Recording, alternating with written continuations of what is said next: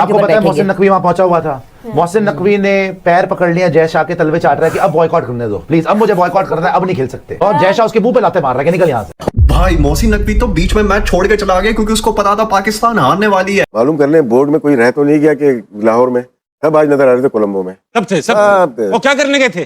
Sir देखने गए, पाकिस्तान की शर्ट पहन के देखने गए थे कैसे हारे। ये जो बोर्ड चलाते हैं ये फैन है क्रिकेटर्स के जो हमारे सर पे मुसल्लत कर दिए। मुझे चैनल का चेयरमैन बना दे, मुझे क्या पता चैनल कैसे चलाते हैं। अब एक बंदे को नहीं पता वो पाकिस्तान क्रिकेट बोर्ड का चेयरमैन है, अब क्या कर सकते हैं? अब कैसे चलेगी टीम? दुनिया सबसे बड़ा क्राइम ये है कि आप इनकॉम्पिटेंट बंदे को बड़ी जॉब दे दें। आप जब इनकॉम्पिटेंट और जाहिल बंदे को आपको बड़ी जॉब दे देंगे ना, वो मुल्क की तबाही उतार देगा, वो किसी भी इदारे की तबाही उतार देगा। मिसाल है आपके सामने, समझदार आप खुद है। इस मैच का हाइप क्रिएट हुआ, इस मैच की ऐसी कोई गेम ऐसी हाइप क्रिएट हुई भी थी, मोहसिन नकवी साहब भी वहां बैठे बैठे जो है वो परेशान हो रहे होंगे। यार मैं तो यहाँ पे अगर डिसीजन लेना चाहूँ ना तो मैं यहाँ पे शाहीन को भी बाहर बैठाऊं, बाबर को भी बाहर बैठाऊं और शादाब को भी बाहर बैठाऊं। भाई उन्होंने तहिया कर लिया ना। आज आप देखें कि आईसीसी के जो चेयरमैन थे जय शाह, संजोग गुप्ता उनके सीईओ, वो अलग बैठे हुए थे, पाकिस्तान के लोग अलग बैठे हुए थे। तो ये तो आईसीसी लेवल पर भी दूरियां नजर आ रही है ना। तो उन्होंने तो देखें ये गन करना है। अस्सलाम वालेकुम जी, यही हुआ जो हमें पता था कि पाकिस्तान की टीम जो है वो इंडिया से नहीं जीत सकती, वो जो कि वो हुआ। शोर शराबा इतना था, इंडिया से नहीं खेलेंगे, इंडिया से नहीं खेलेंगे, खेले और हमें पता था यही सब कुछ होना। मतलब आज सारी चीजें ही गलत हुई हैं और सबसे बड़ी चीज जो हुई है ना कि आप बच्चों की तरह हारे। मुझे जो तकलीफ हुई ना, आप 150 करते ना शायद इतना अफसोस नहीं होता, लेकिन आप बच्चों की तरह 61 रन से मैच हारे। मोहसिन नकवी साहब चौड़े होकर बैठे हुए थे, हमने टेलीविजन पे देखा, हमने वहाँ पे आपके बबलू को भी देखा कि वो किस तरीके से बैठे हुए थे। तो कहने का मकसद है कि हर चीज़ में हमारा कॉन्फिडेंस दिखाई दिया, नहीं दिखाई दिया तो ग्राउंड में दिखाई नहीं दिया। अब आप देखें कि ये जब चेयरमैन साहब आए, ठीक है, ऑब्वियसली घर के बड़े हैं वो चेयरमैन साहब, उन्होंने ये सारी टीम लेके आया सारी, तो और इवेंचुअली कोई भी चीज़ होगी ना जिम्मेदारी उन्हीं पे आएगी क्यों उनकी। फिर वो अपनी एक टीम लेके आए। अब उस टीम ने डिसाइड करना था कि ये टीम का फेथ क्या जाएगा और टीम की शक्ल क्या निकलेगी, क्योंकि चेयरमैन साहब को तो क्रिकेट का पता नहीं था। वो एक कहावत है ना कि बंदा मुर्गियां पाल ले, बंदा बदखे पाल ले, खरगोश पाल ले, तीतर पाल ले, लेकिन उम्मीद ना पाले। और इस टीम से तो कम से कम बिल्कुल ना बंदा उम्मीद पाले। ये आप धूल चाटेंगे यार, आप ये जो बेइज्जती इन्होंने कराई है, मैं मेरे पास बात नहीं बताने के लिए यार, आप क्या समझ रहे हैं? बहुत अरसे के बाद मैंने किसी बच्चों को देखा था कि यार जिसके अंदर क्रिकेट की चमक नजर आई थी, जो पूछते हुए नजर आए थे, तुम ये खेलोगे अमेरिका से, तुम बच के खेल रहे हो, साले नीदरलैंड से तुम अटक गए थे, तुम्हारे मुंह को अटक गया था, नबीबिया से भट्टी साहब ने बता दिया इंडिया से तुम्हारा कोई मुकाबला नहीं है। मगर इतनी शर्मिंदगी, इतनी जिल्लत तो नहीं उठानी पड़ती। आप हारते हो सवेरा, आप हार जाते हो, लेकिन इस तरह तो कोई नहीं हारता ना, वन साइडेड तो नहीं हारता ना कोई। मेरा पाकिस्तान की टीम है, मेरा मतलब है कि यार आप फाइट करो। अब हमने भी क्रिकेट खेली हुई है, हम भी बहुत दफा हारे, लेकिन इस तरह मुझे तो नहीं याद आ रहा कि कभी हम इस तरीके से क्रिकेट खेले हो या इस तरह हारे हैं, लेकिन इस तरह नहीं हारे। तो ये हमारा बॉलिंग अटैक था, ये हमारी बॉलिंग थी। इस विकेट के ऊपर जहां बल्ले पे बॉल नहीं आ रहा, ब्रेक हो रहा है, स्लो आ रहा है, वहां पे हमने सर्किल में पहले 6 में 52 रन करवा दिए।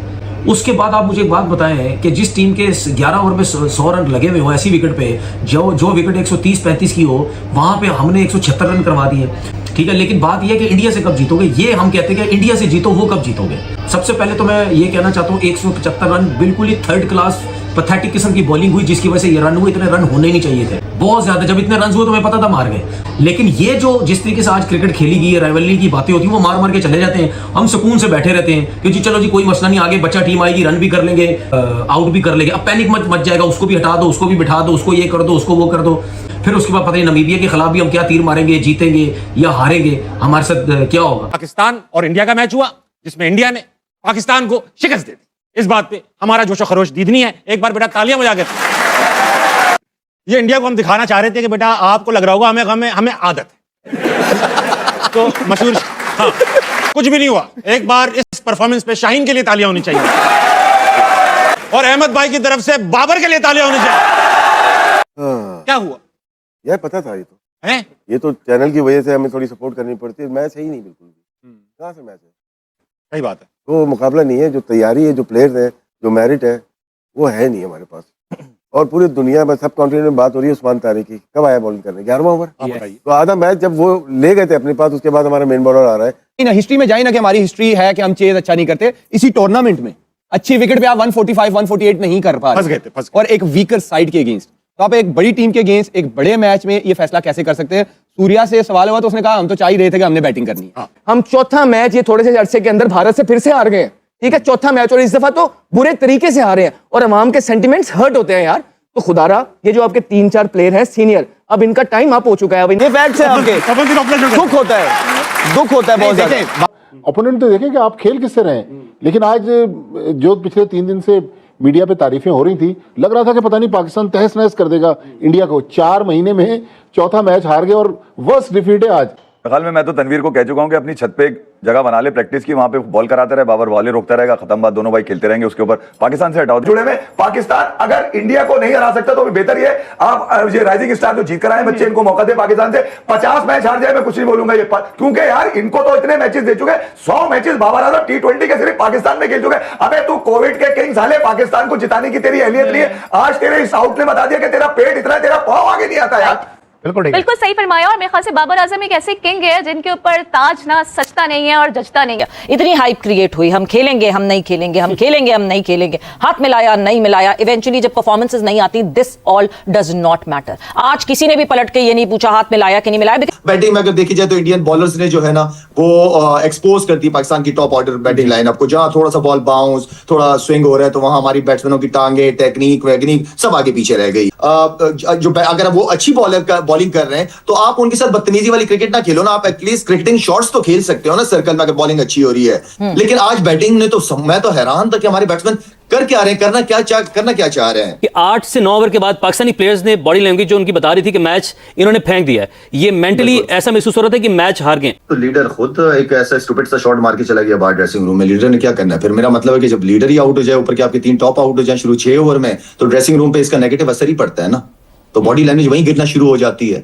ये गेम अवेयरनेस है, ये बाबर आजम साहब को, जिनको हम अपनी पाकिस्तान क्रिकेट का किंग कहते हैं, ये हमें किंग ने रिजल्ट दिया है कि आंखें बंद करके अक्षर पटेल को 9 रन ओवर में आने के बाद छक्का मारते हुए बोल्ड हो गए हो आप। खुदा का खौफ करो यार, इस कौम ने आपको सर आंखों पे बिठाया, इस कौम ने आपको मोहब्बत दी है और आप एक बेहतर पोजीशन में आया हुआ मैच आपने अपने हाथों से गवा दिया।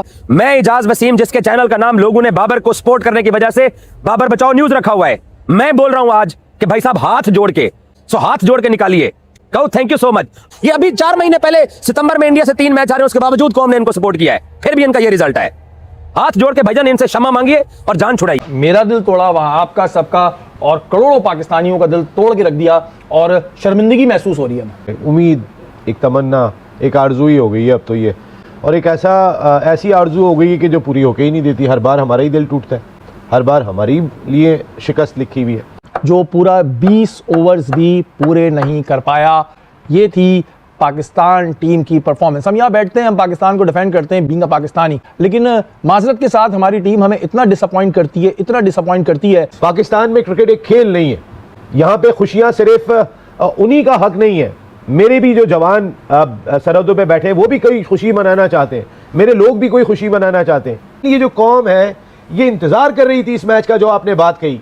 आप 61 रन से हार रहे हो यार, आप इतनी पैथेटिक परफॉर्मेंस तो कोई एक्सपेक्ट नहीं कर रहा था कि आप ये करोगे। आप टॉस जीतने के बाद उनको बैटिंग, आपको पता है आप कितने बड़े चेजर हो, आप कितना चेज कर लेते हो टारगेट, आप 120 नहीं कर पाते हो वर्ल्ड कप में। बारिश ही हो जाती कम से कम, ऐसा तो दिल ना टूटता।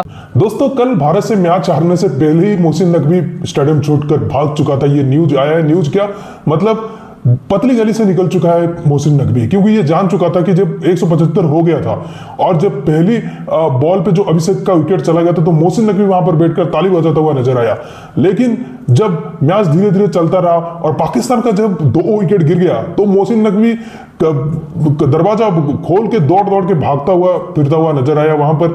और जैसा भी आप देखेंगे वहां पर बहुत ही मजे लेने लगे और वहां साइड पे रोहित शर्मा जैसा के बैठे थे और ये पाकिस्तानी बोल रहे हैं कि भाई जैसा को और मोहसिन नकवी को क्यों अलग अलग बैठाया गया था। तो भाई तुम्हारा औकात है क्या तुम्हारे जैसा के साथ बैठने के लिए?